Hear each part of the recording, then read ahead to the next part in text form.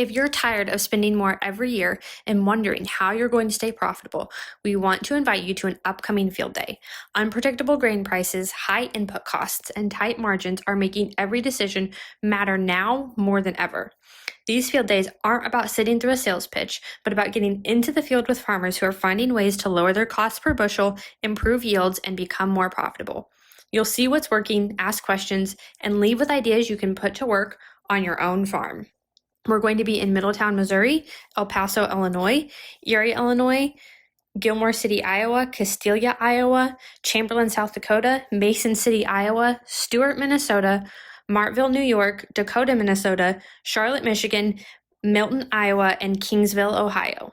If you want to join us, text Field Day to 641-919-5570. Farmers today are facing rising costs, volatile markets, and extreme weather. The A Better Way to Farm podcast digs into strategies to help you take control of farm inputs and maximize profit so your farm can thrive for generations. Remember to take advantage of our free resources at abetterwaytofarm.com. Now, from America's Heartland, here's your host.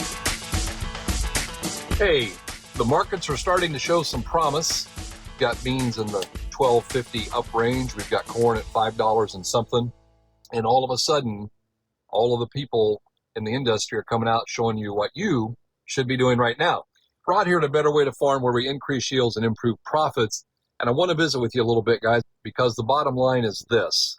I am astounded, and this week I've taken an amazing number of calls from guys who are sending me pictures of what stage their crop is at and sending me these recommendations that people are stopping by saying, do this. And I'm going to tell you that I believe that there's something magical about the letters ATE, 8, because we've got all kinds of products out here. We got infuriate, gravitate, agitate, mutate. We've got tates of all kinds. And everybody's coming to you and saying, you need to put on this 8, whatever this is. We've got this thing and you need to put it on right now.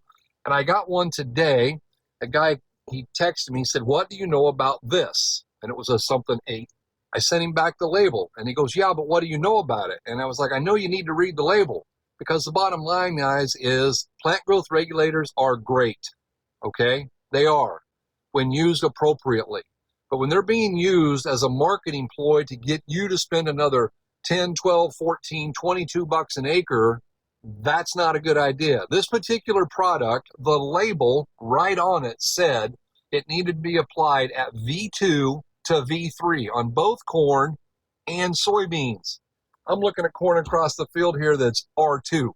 The guy that sent this to me sent me a picture of his beans. They were R2, maybe they were even as far as R3, and they're wanting to put on this plant growth regulator at R3. Now, there are some plant growth regulators that increase fruit set, and I might be tempted to try some of those with $12.50 soybeans or $5 corn.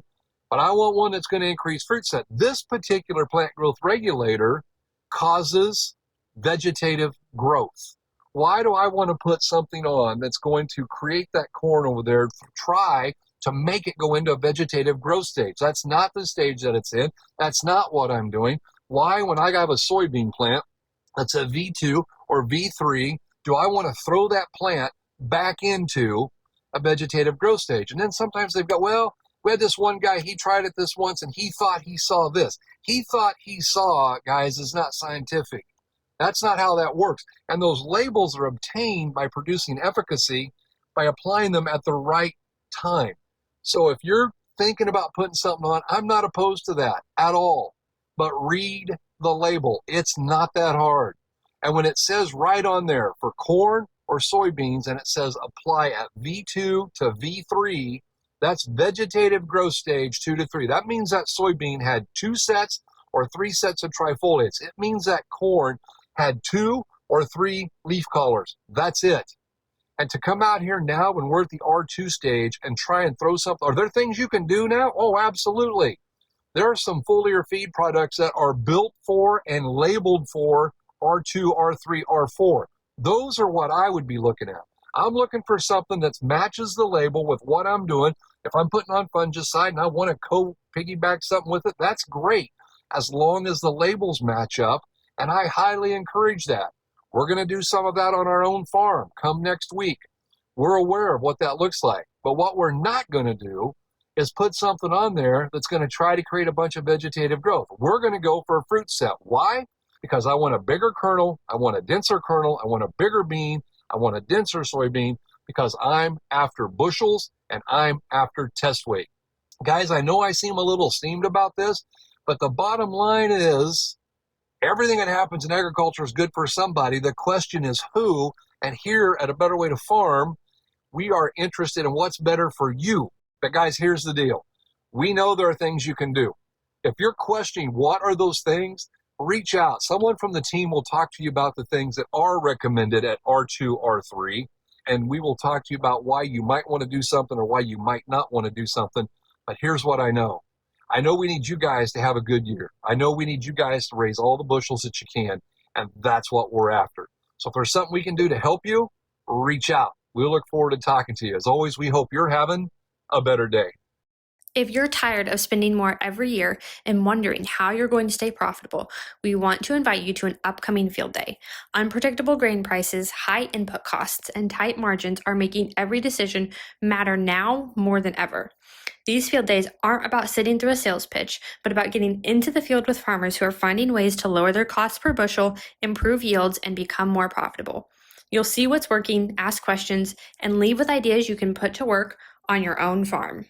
We're going to be in Middletown, Missouri, El Paso, Illinois, Erie, Illinois, Gilmore City, Iowa, Castelia, Iowa, Chamberlain, South Dakota, Mason City, Iowa, Stuart, Minnesota, Martville, New York, Dakota, Minnesota, Charlotte, Michigan, Milton, Iowa, and Kingsville, Ohio.